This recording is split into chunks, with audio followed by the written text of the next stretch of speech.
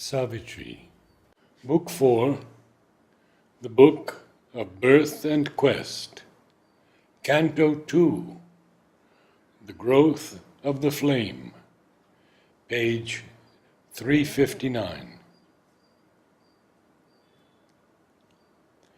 A land of mountains and wide sun-beat plains, and giant rivers pacing to vast seas, a field of creation and spiritual hush, silence swallowing life's acts into the deeps, of thought's transcendent climb and heavenward leap, a brooding world of reverie and trance, filled with the mightiest works of God and man, where nature seemed a dream of the divine, and beauty and grace and grandeur had their home, harbored the childhood of the incarnate flame.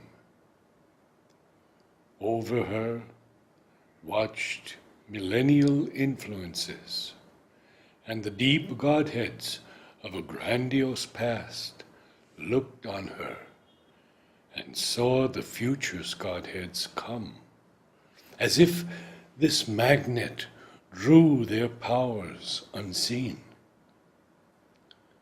Earth's brooding wisdom spoke to her still breast, mounting from mind's last peaks to mate with God's, making earth's brilliant thoughts a springing board to dive into the cosmic vastnesses. The knowledge of the thinker and the seer saw the unseen and thought the unthinkable, opened the enormous doors of the unknown, rent man's horizons into infinity. A shoreless sweep was lent to the mortal's acts, and art and beauty sprang from the human depths. Nature and soul vied in nobility. Ethics the human keyed to imitate heaven. The harmony of a rich culture's tones refined the sense and magnified its reach to hear the unheard and glimpse the invisible, and taught the soul to soar beyond things known, inspiring life to greaten and break its bounds, aspiring to the immortal's unseen world. Leaving earth's safety, daring wings of mind bore her above the trodden fields of thought, crossing the mystic seas of the beyond, to live on eagle heights near to the sun.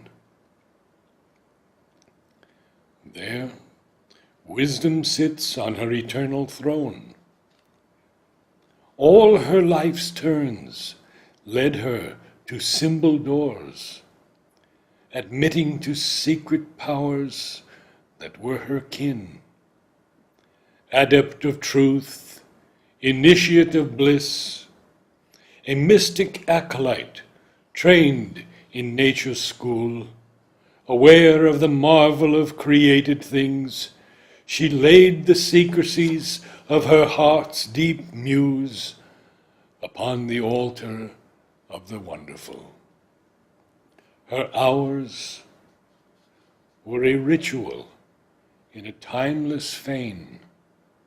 Her acts became gestures of sacrifice, invested with the rhythm of higher spheres.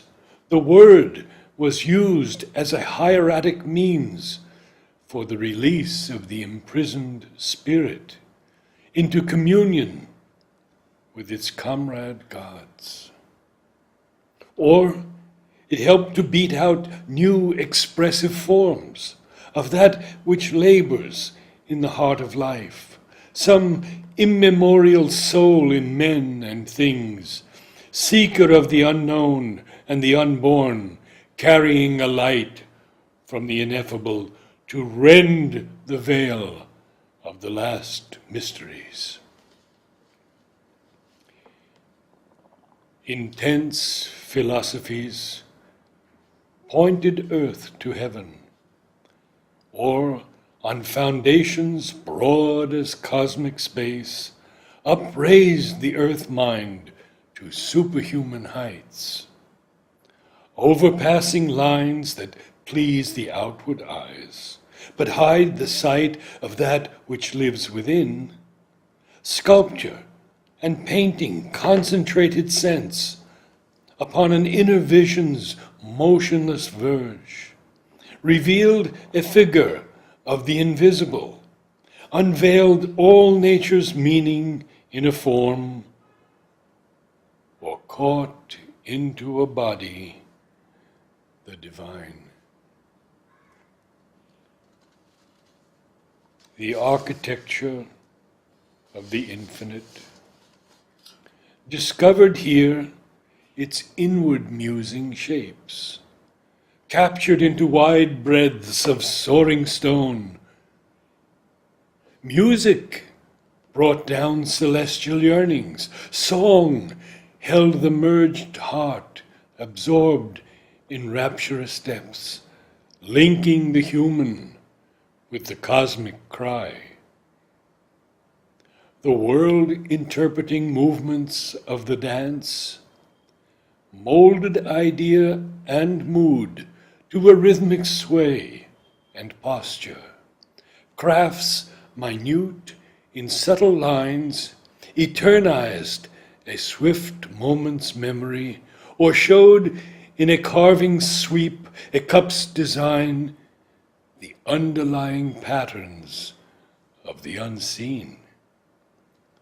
Poems in largeness cast like moving whirls, and meters surging with the ocean's voice, translated by grandeurs locked in nature's heart, but thrown now into a crowded glory of speech, the beauty and sublimity of her forms, the passion of her moments and her moods, lifting the human word nearer to the gods. Man's eyes could look into the inner realms. His scrutiny discovered numbers' law and organized the motions of the stars, mapped out the visible fashioning of the world, questioned the process of his thoughts, or made a theorized diagram of mind and life. These things she took in as her nature's food. But these alone could not fill her wide self. A human seeking, limited by its gains, to her they seemed the great and early steps, hazardous, of a young discovering spirit, which saw not yet by its own native light.